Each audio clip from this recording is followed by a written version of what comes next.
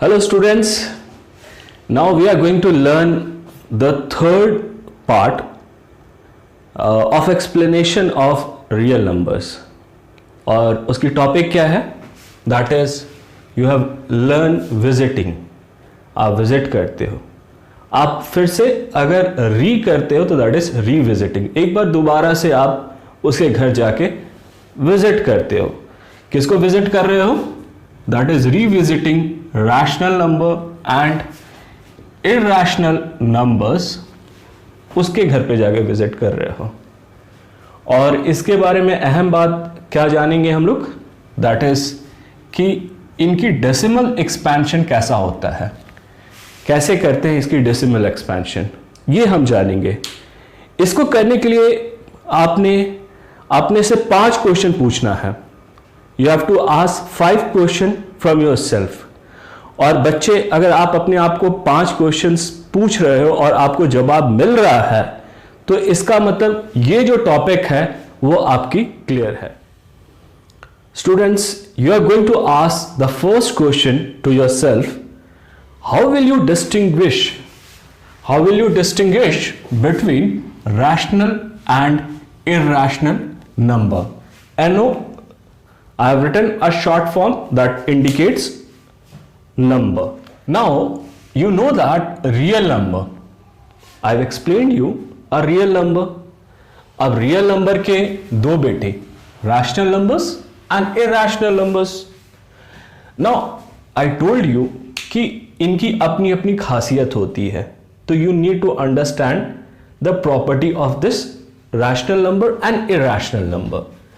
तो सबसे पहले अगर आपसे पूछा जाए, क्वेश्चन आ जाता है कि what do you mean by rational numbers, तो आप क्या लिखोगे कि that is a first distinguish between a rational number and irrational number. तो मैंने इसको ए दे दिया, that is a number written in the form of p by q and q is not equal to 0, where p and q are integers। यही होता है। अगर मैं एग्जाम्पल के तौर पे पूछूं तो दैट इज 0.23 एंड 2.124, टर्मिनेट कर गया। और एक और एग्जाम्पल हमने ले लिया, that is 0.3333 and it can be written as 0.3 bar। अब आ जाते हैं irrational numbers को देखते हैं। तो what do you mean by irrational numbers? अगर आपसे कोई पूछा तो आप क्या बताओगे?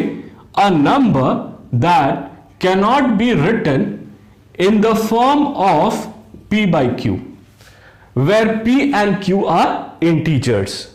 जो कि p by q के फॉर्म में नहीं लिखा जाए उसको हम इरैशनल नंबर्स कहते हैं। तो अब सवाल यहां पे ये उठता है, फिर लिखा किस में जाए, किस फॉर्मेट में लिखा जाए, क्योंकि ये ऑलरेडी नंबर तो है ही है ना। तो आप अपने आप से क्वेश्चन पूछो, हाउ इट इज रिटन।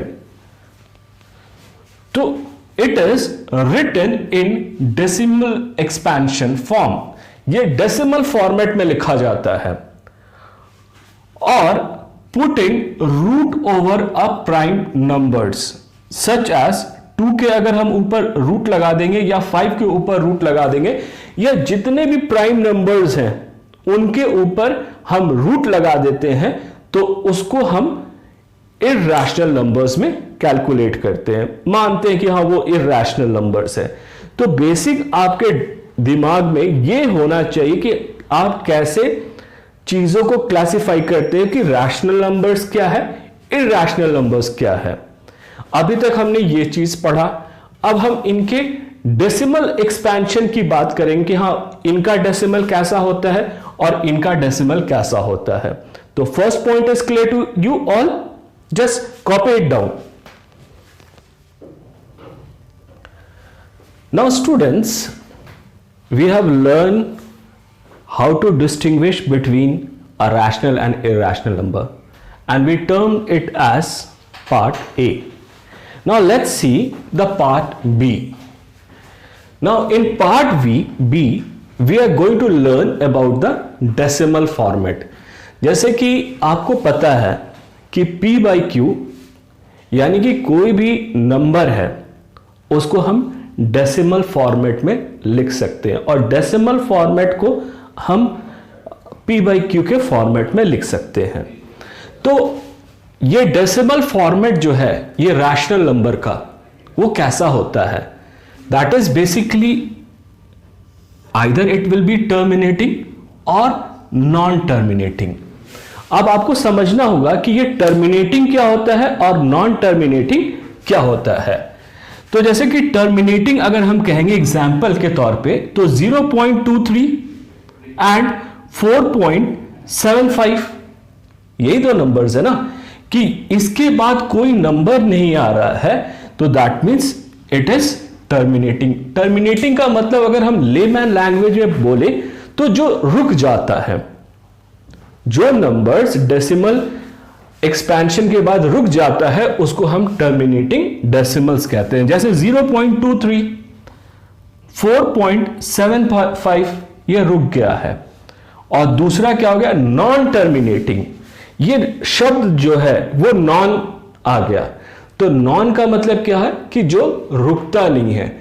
तो ऐसे डेसिमल्स कैसे होते हैं? दैट इज एग्जांपल 0.333, और ये डॉट डॉट जो रिप्रेजेंट कर रहा है ना, इसका मतलब it is going up till infinity. और इसको हम अगर लिखना चाहें तो इसको हम कैसे लिख सकते हैं? दैट इज 0.3 और बार ऊपर सर के ऊपर लगा देते हैं। उसी तरह से यहां पे 0.1818 and dot dot dot dot, it is going up till infinity. अगर हम इसको लिखना चाहें तो कैसे लिख सकते हैं? दैट इज 0.18 बार।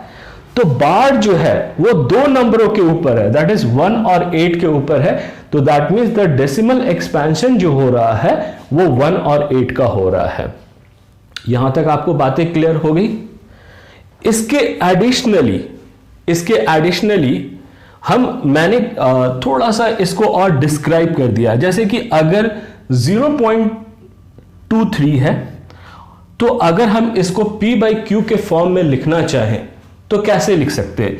यहां पे डेसिमल है, you need to move this decimal to the right hand side. और अगर आप इस छोटे से नंबर को यानी कि 0.23 पैसे को अगर आप बड़ा कर रहे हो तो उसी रेशियो में आप उसके डिनोमिनेटर को इंक्रीज कर देते हैं। तो जैसे कि अब 23 रुपीज हो गया, तो आपने इसको डिवाइड किससे कर दिया? दैट इज 100 से। अब उसी रेशियो में नीचे आपने छोटा कर दिया। अब इसको अगर हम सिंप्लीफाई करेंगे तो क्या होगा?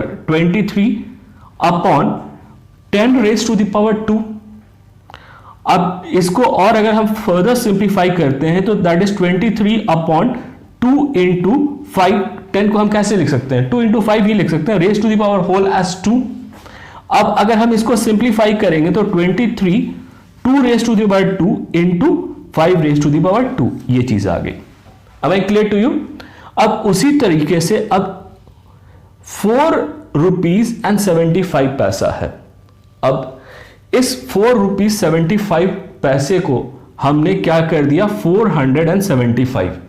अब जिस रेशियो में आप न्यूमरेटर को बढ़ाए हो तो मैथ्स कहता है कि उसी रेशियो में आप डिनोमिनेटर को से उसको बैलेंस करना है। तो जितनी डेसिमल प्लेसेस आप इस साइड टुवर्ड्स राइट मूव करते हो उतनी डेसिमल प्लेसेस आप नीचे से डिवाइड करते हो। तो 2 डेसिमल प्लेसेस है तो 200 से, तो ये क्या आ गया? p और ये क्या आ गया? q। तो it is in the form of p/q।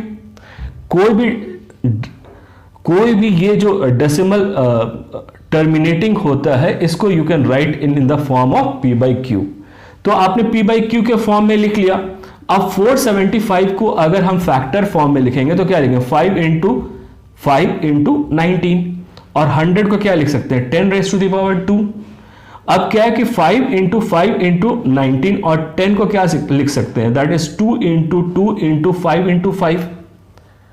अब और अगर हम इसको देखेंगे तो ये 5 कट गया और नीचे क्या रह गया? That is 19 upon 2 raise to the power 2, यही रह गया ना। तो एक हमने इस चीज को कंक्लूड करना है। क्या कंक्लूड करना है? कि वो नंबर्स जिनकी जिनकी जो नंबर्स डेसिमल एक्सपेंशंस के बाद टर्मिनेट कर जाती है, जो रुक जाती है, तो उनका पहचान हम कैसे करेंगे, उन नंबर्स को पहचान कैसे करेंगे। तो उन नंबर्स जैसे कि p/q के फॉर्म में होता है ये नंबर्स, तो q को देख के आप पहचान कर सकते हो कि वो नंबर रुकेगा या नहीं रुकेगा। ठीक है, अब इसकी पहचान क्या होती है कि ये जो q जो है, अगर q जो है इस फॉर्मेट में हो, that is 2n and 5m के फॉर्मेट में रहे, तो ये जो डेसिमल एक्सपेंशन है वो रुक जाती है। अब अगर इस केस की बात करें तो इस केस में 2 है, इसको हम कैसे लिख सकते हैं, 2 इंटू 5 तो इसका मतलब ये डेसिमल टर्मिनेट कर रहा है। और अब इसको हम अगर आप देखेंगे तो it is still in the form of what, 2n into 5m। तो ये चीज आपने अपने जहन में रखना है। अब इस केस में आ जाए, ये टर्मिनेट नहीं कर रहा है। अब वो रैशनल नंबर्स जो टर्मिनेट नहीं कर रहा है, तो इनकी आप q को देखें, q क्या है, that is the denominator part, ये 3 है। Now it is not in the form of 2n into 5m। अब इसको देख ले, दैट इज 0.1818, और इसको हम कैसे लिख सकते हैं, 0.18 का 18 के ऊपर बार। तो इसका मतलब इसको अगर हमने इसको p/q के फॉर्म में लिखा तो ये क्या हो गया, 2/11। अब 2/11, अब इस 11 को देख लो, अब it is not in the form of 2n into 5m, तो that means q is not equal to 2n into 5m। तो ये चीज आपको ये बताती है कि it is not having a terminating decimals. तो बच्चे याद रखना, ये सारे क्वेश्चंस एप्लीकेशन में आते हैं, but you need to have a very sound concept कि कौन सा टर्मिनेट करेगा कौन सा नहीं टर्मिनेट करेगा। तो बस आपने ये ध्यान में रखना है कि जिसके फॉर्मेट 2n इंटू 5m आएगा वो टर्मिनेट कर जाएगा। अगर एक एग्जाम्पल मैंने देके बता दिया कि अगर 2 हो गया, तो इसका मतलब आप बोलोगे यार उसमें 5 तो नहीं आया, तो 5 कैसे आया, 2 इंटू 5 तो इसका मतलब ये टर्मिनेट कर रहा है। और एक और चीज, अगर इसमें 5 आ गया और 2 नहीं आया, तब भी इसका मतलब वो टर्मिनेट करेगा, क्योंकि आप इसको क्या लिख सकते हो, that is 2 into 5 something that is m। तो इसका मतलब वो भी टर्मिनेट करेगा। Am I clear to you? Now यहां तक आपको ये वाली चीजें जो है वो नॉन टर्मिनेटिंग है। अब हम देखेंगे कि इरैशनल नंबर्स, अब इरैशनल नंबर्स की डेसिमल फॉर्मेट देखेंगे कि उसका कैसा डेसिमल फॉर्मेट होता है। अब वो डेसिमल्स जिसके आगे नॉन लग जाए, दैट इज नॉन टर्मिनेटिंग और फिर नॉन रिपीटिंग, तो ऐसे नंबर्स को हम इरैशनल नंबर्स कहते हैं। एग्जाम्पल के तौर पे अगर हम ले लें तो दैट इज 0.23478923, कुछ भी चलते जाओ, तो that is this is an example of irrational number. Once again, you can take any example and you can quote it as irrational numbers. So basically, you have to keep this in mind if there is a decimal expansion of rational numbers and irrational number.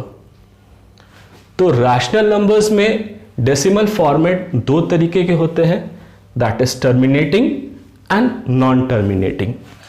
Terminating में क्या है कि वो decimals terminate करते हैं जो कि format में होते हैं 2n इंटू 5n, और वो नॉन टर्मिनेटिंग फॉर्मेट में किनका होता है, जिनका डेसिमल, जिनका denominator it is not equal to in the format of 2n into 5n, तो वो नॉन टर्मिनेटिंग होता है। और ये दोनों अगर हम अब छोड़ दें तो हम सीधा इरैशनल नंबर्स के पास आ जाए, तो आपको अपने दिमाग में, अपने जहन में ये रखना है कि दोनों जगह नॉन नॉन जहां पे लगा रहता है वो non terminating and non repeating are called irrational number, और उसका मैंने ये एक एग्जांपल दे दिया। Am I clear to you? Just note it down.